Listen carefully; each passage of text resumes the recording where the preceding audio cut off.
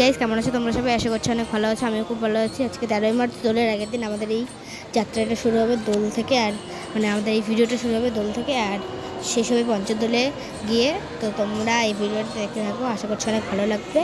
আমাদের এই সুন্দর ভিডিওটা শুরু হবে পরিক্রমা দিয়ে, তো তোমরা দেখতে থাকো।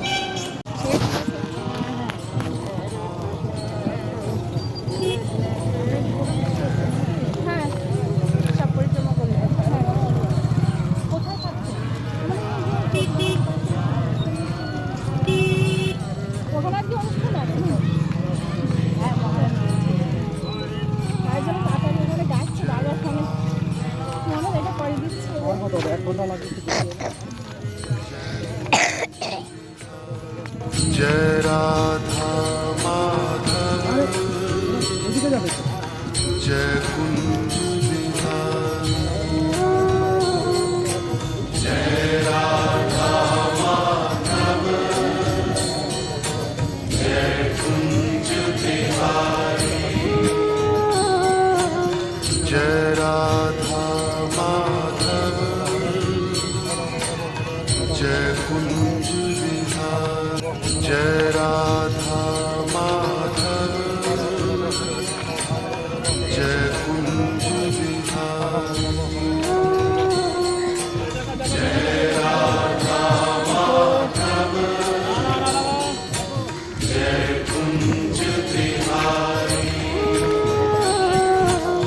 जय राधा माधव जय कुंज जय राधा माधव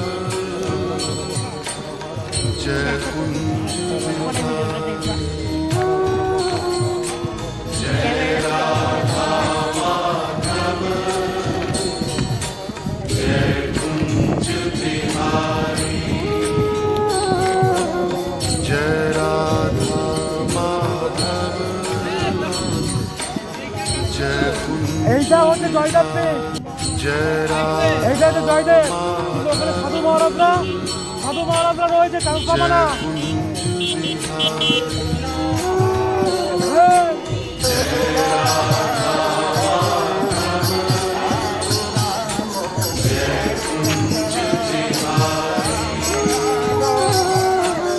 जय राधा माधव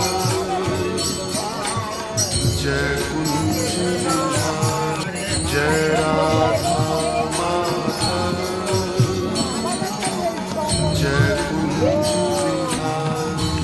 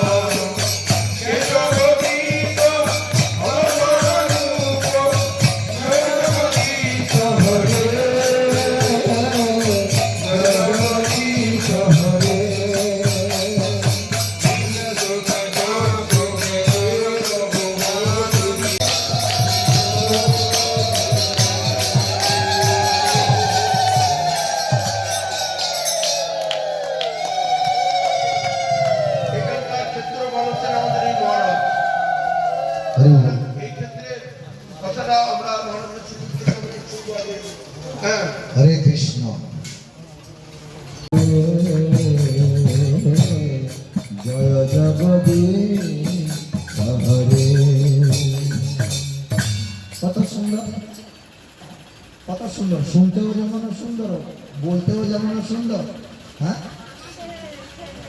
খেতেও আরো সুন্দর। কিন্তু খেতে হবে। আমরা কেউ খেতে চাই না, কিন্তু জগন্নাথ খায়, জগন্নাথ খায়। তাই গীত গোবিন্দ ছাড়া জগন্নাথ ঘুম থেকে উঠে না। জগন্নাথ মন্দিরে প্রাত উত্থানে জগন্নাথ দেব এই আগে গীত গোবিন্দ শুনবে, শুনে শুনে শুনে শুনে সেই ভাবের ভরে তিনি প্রেম রস প্রেম দৃষ্টি আকর্ষণ করে সবাই জগৎ প্রতি শুভ দৃষ্টিপাত করে। হ্যাঁ, এই জয়দেব গোস্বামীর গীত গোবিন্দ এই রাজার গীত গোবিন্দর সঙ্গে লড়াই হলো, কিন্তু জগন্নাথ দেবের গীত গোবিন্দকে ভগবান বক্ষে ধারণ করলেন নিতাই গৌরমানন্দে। তাই জন্য জগন্নাথ জয়দেব গোস্বামী এই স্থানেতে ছিলেন। এইখান থেকে চলে গেলেন আবার ইয়ে করে নীলাচলে, ওইখান থেকে আবার কেন্দু বিলতে আশ্রম রাধা মাধবের সভা এখনো জয়দেব মেলা হয়, নাম তার জয়দেবের নামে মেলা হয়। গিয়েছেন জয়দেব মেলা পৌষ সংক্রান্তিতে হয়, বিশাল মেলা হয়। তাহলে চিন্তা করুন, সেই জয়দেব গোস্বামী বিষয় বিরক্ত, আর একজনও তার কোনো সন্তান হচ্ছে না। জগন্নাথের কাছে মানত করেছে যে এরকম আমার যদি কোনো সন্তান হয় তাহলে আমি সেবা করবো। কন্যা সন্তান যদি হয় তোমার দেবদাসী করে দেবো, কেন জগন্নাথের দেবদাসী।